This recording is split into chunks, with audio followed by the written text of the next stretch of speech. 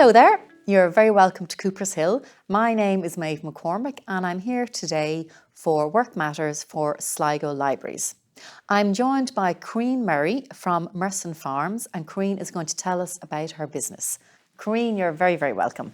Thank you, Maeve. Delighted to be here with you. Good, and you're taking time out of your busy Christmas schedule to be here? Yes, indeed. I know busy time. It is, yeah, and I know you've got lots and lots of products for sale. So can you give us an idea of what products you sell through Murson Farm? We do have indeed a lot of products. We sell jams, chutneys, marmalades.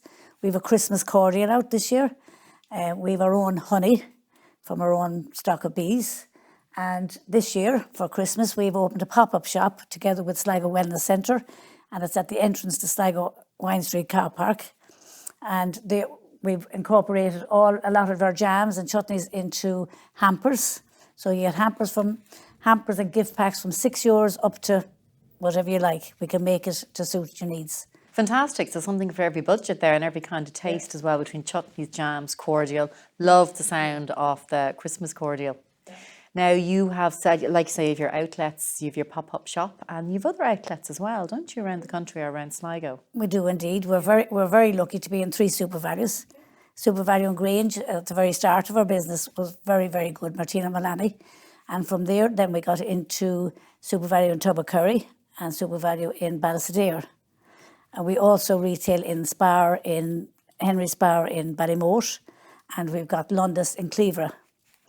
As well as supermarket outlets, you're in a number of cafes as well, aren't you? We are indeed. We have the Tea House in Drumcliff, Devour up in Kinloch, WB's in Sligo.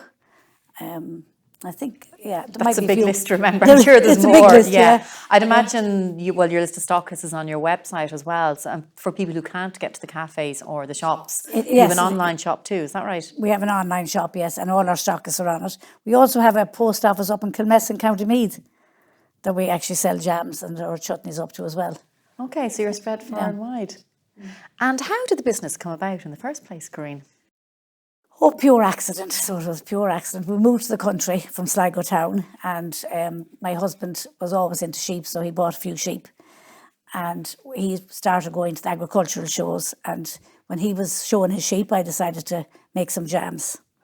And from that, then I had a surplus, and then I decided to start selling them.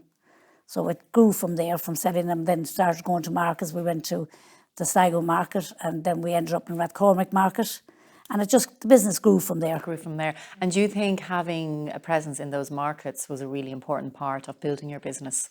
Oh, definitely. Anybody starting a business, I think it's a great way of showing your product and testing your product and knowing which products the people like. Because you might will say, I love raspberry jam, but I hate strawberry jam. And I hate blueberry jam, so yeah. So you get to know what people buy, and you'll get to know what people like, and they mightn't all like raspberry jam, but you've got to decide, you've got to make what other people like, not what you like.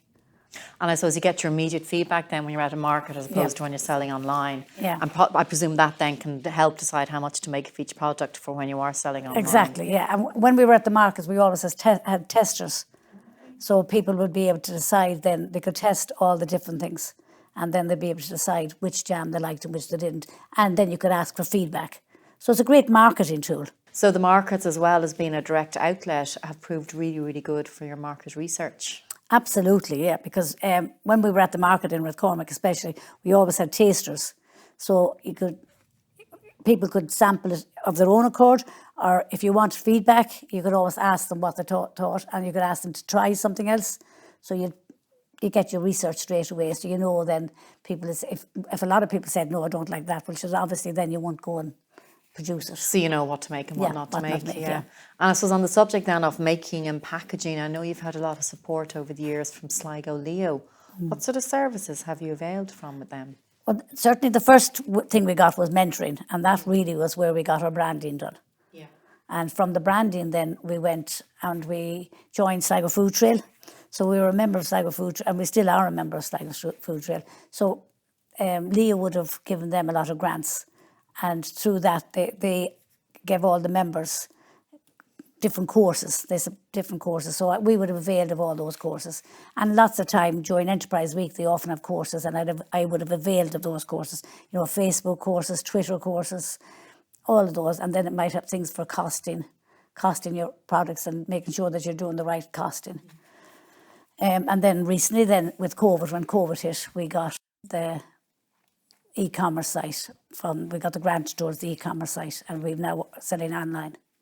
So clearly Sligo Leo have given a lot of supports to your business, Coeurine. I mean, you have the basic skills that it takes to produce the goods that you sell, but also they're giving you those extra skills in the areas of marketing, finance, all the other things that a small business needs to do. Now, Liam Kiely from Sligo Leo is actually with us here today, so he is going to tell us a bit about the supports that Sligo Leo can give to potential businesses and new businesses in Sligo.